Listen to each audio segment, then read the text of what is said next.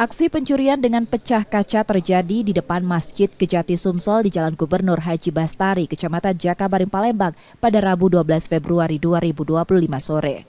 Dalam rekaman itu, kedua pelaku lebih dulu mengamati isi dalam mobil di parkir. Setelah mengetahui ada barang yang ditinggal dalam mobil, pelaku cepat memecahkan kaca mobil dan mengambil barang di dalamnya. Pelaku lalu kabur. Menurut keterangan penjaga masjid, saat itu pelaku melakukan aksinya, pemilik mobil tengah sholat maghrib. Pas selesai sholat, dia balik ke mobil, lagi mobil. Sudah posisi pecah kaca gitu? Surat ya? Surat ya? Uang atau benda-benda berharga ada nggak dia cerita? Kalau isinya kurang tahu. Yang tahu katanya tas sama surat katanya. Yang dipecah kaca depan nih, bagian sopir ya? Iya. Yang belah depan nih? Iya.